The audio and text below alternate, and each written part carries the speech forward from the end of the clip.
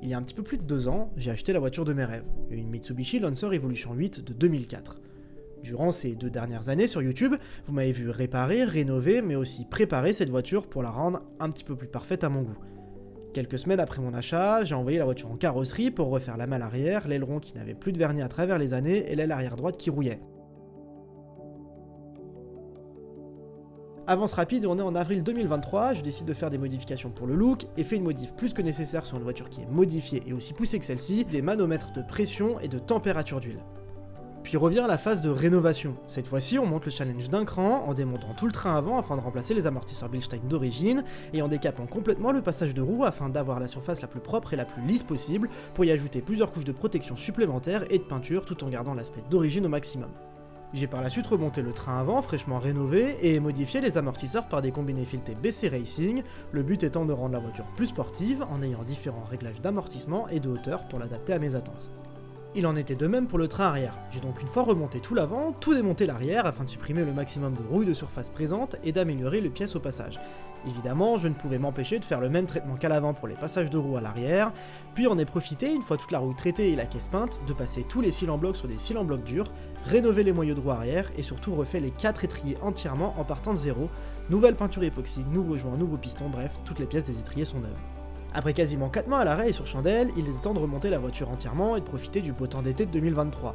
J'ai donc tout remonté, serré au couple chaque vis à la force indiquée par le constructeur, amené la voiture pour une bonne géométrie, puis c'était l'heure de faire du bruit en installant une titane Tomei. Ligne toujours présente à ce jour malgré l'utilisation de la sourdine obligatoire pour rouler sur les circuits français. Et voilà septembre 2023, un an après l'achat, mon premier road trip avec l'Evo, de Lyon à Jouplane pour le rallye du Mont Blanc 2023. Plus de 1000 km en un week-end, mais j'en voulais plus, j'avais besoin d'apprendre la voiture, de tester ces nouvelles modifications, c'est pourquoi je me suis rendu à Vaison-Piste quelques jours après. J'ai poussé mes limites dans ces retranchements, commencé à pousser les limites de la voiture, mais beaucoup était encore à apprendre. La voiture était performante, mais pas assez à mon goût, j'ai donc décidé de mettre la batterie dans le coffre pour me faire un petit peu plus de place pour de futures modifications, et j'ai fait une nouvelle session au circuit de Bresse. Sous la pluie, malheureusement, la voiture manque terriblement de grip, ce qui est fun mais pas bon pour les chronos, dû à de mauvais pneus, une mauvaise géométrie générale, un manque d'apprentissage de moi-même et beaucoup de déséquilibre sur la voiture. C'est pourquoi aujourd'hui, on prend un virage très différent et on prépare l'Evo Street, la plus ultime. Et du coup, aujourd'hui, on installe des disques sur bol alu.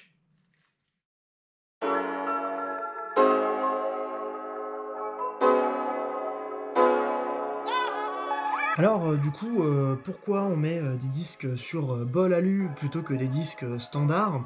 Tout simplement, déjà, la partie freinage et la partie fixation du disque sont séparées. Vous avez une partie en aluminium anodisé noir juste ici qui va venir fixer le disque sur le moyeu de roue, et puis vous avez la piste de freinage qui elle est en fonte comme les disques standards, mais qui est, vous le voyez, avec des sortes de petits C ou petits G. Ça va permettre de venir déglacer les plaquettes au fur et à mesure que vous utilisez vos plaquettes de frein et au fur et à mesure qu'elles chauffent. Et du coup, l'avantage d'avoir ces deux parties là, c'est que tout simplement vous avez plus de mouvements possibles sur le disque pour éviter tout simplement qu'il se voile. C'est un upgrade que je conseille à tout le monde sur une voiture qui fait de la piste et qui a tendance à, comme les Evo, voiler les disques de frein assez rapidement, surtout lorsque vous avez des grosses plaquettes de frein, comme je peux avoir moi personnellement avec mes plaquettes de frein Carbon Lorraine RC6. C'est des plaquettes qui chauffent énormément, ça met énormément de chaleur sur tous les éléments de freinage, et donc du coup les disques ont tendance à se voiler très rapidement sur circuit. Donc en plus du coup des disques sur bol alu, on est là aussi pour améliorer du coup le freinage comme vous l'avez vu dans le titre. On va aussi mettre des plaquettes Carbon Lorraine RC6 comme ce que j'ai actuellement déjà sur la voiture, mais on va les remplacer par des nouvelles. C'est des plaquettes de frein honnêtement qui sont juste top, j'ai jamais perdu le freinage une seule fois, ça freine à froid très très bien, ça freine même mieux à froid que l'origine, ça freine extrêmement bien à chaud, c'est-à-dire que plus la chaleur va augmenter, plus la température va augmenter des plaquettes, plus vous allez avoir de freinage, donc honnêtement c'est juste génial. Et évidemment pour accompagner tout ça, on va utiliser encore une fois du liquide de frein RBF 660, c'est déjà ce que j'ai dans la voiture, mais on va repurger ce qui est dans les étriers. Autre avantage aussi des disques sur bol alu, c'est le poids. Un disque sur bol alu comme j'ai actuellement pèse 8,5 entre 8,5 et 9 kg, tandis que un disque d'origine standard pèse entre 9,5 kg kg, quasiment 11 kg, suivant comment on le pose sur la balance. Donc c'est du poids gagné, et surtout c'est du poids gagné qui est très intéressant parce que c'est du poids qui est en rotation, et donc du coup ça va venir améliorer le comportement de la voiture, le freinage, mais surtout le feeling au niveau de la suspension, de la direction, etc. Donc là, du coup, ça y est, on a démonté, commencé à desserrer l'étrier. On va pouvoir venir sortir les plaquettes. Une fois qu'on aura sorti le système de blocage des plaquettes, on va pouvoir repousser les pistons. Une fois qu'on aura repoussé les pistons, on pourra démonter entièrement l'étrier cette fois-ci pour pouvoir enlever le disque, autrement ça ne passe pas. Le disque ensuite va pouvoir être retiré, on va pouvoir mettre le nouveau disque. Alors, on va en profiter pour traiter évidemment le moyeu de roue pour que le disque vienne se plaquer entièrement sur le moyeu. Et puis une fois que c'est fait, on va pouvoir venir tout simplement remonter l'étrier et remonter les plaquettes de frein neuves avec tout le système de blocage des plaquettes. Donc du coup, graisse cuivrée, celle-là, elle monte jusqu'à 1100 degrés a priori. Donc j'en mets un petit peu sur les côtés, un petit peu là où le disque va venir se reposer. Le disque du coup en place, et voilà. Le disque est en place, vous voyez la graisse cuivrée en plus vient maintenir le disque sur le moyeu, ça évite que le disque bouge dans tous les sens, c'est beaucoup plus facile pour le remontage. Donc attention, on a un sens de rotation sur ces disques puisque c'est des ailettes qui sont directionnelles, ça veut dire que c'est des ailettes qui ont un sens de fonctionnement, autrement l'air chaud ne pourra pas s'extirper correctement de vos disques. Donc là on va pouvoir remonter notre étrier tranquillement sur le moyeu, et on va pouvoir ensuite remonter les plaquettes, et on aura terminé tout simplement le montage de ces disques sur bol alu et l'upgrade de tout le freinage avant de la voiture.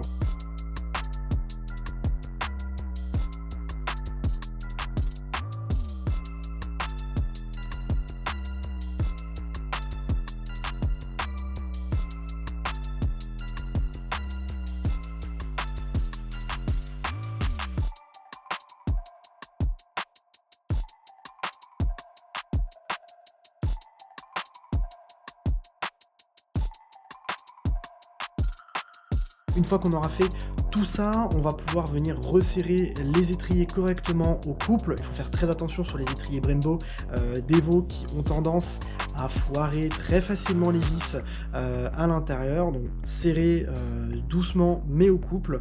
Et si vous voyez que ça va commencer à foirer, arrêtez de serrer tout simplement parce que vous allez faire qu'empirer les choses. Donc alors, pourquoi des RC6, pourquoi des Carbon Lorraine?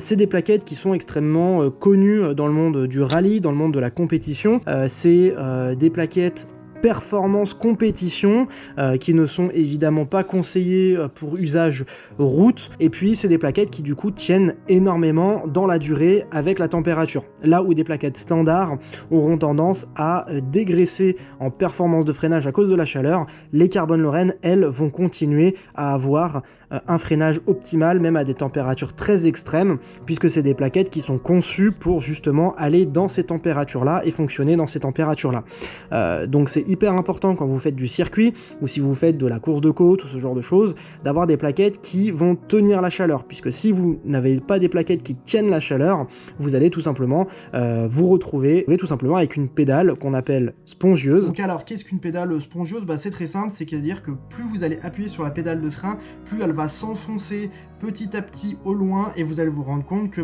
plus vous allez enfoncer la pédale, moins vous allez avoir de mordant ou tout simplement de freinage, et ça c'est ce qu'on appelle du coup du fading en anglais, et c'est le genre de cas qui arrive sur des plaquettes qui ne sont pas conçues pour aller monter dans des températures très extrêmes, ou alors tout simplement des liquides de frein qui sont pas conçus pour fonctionner à des températures pareilles extrêmes aussi.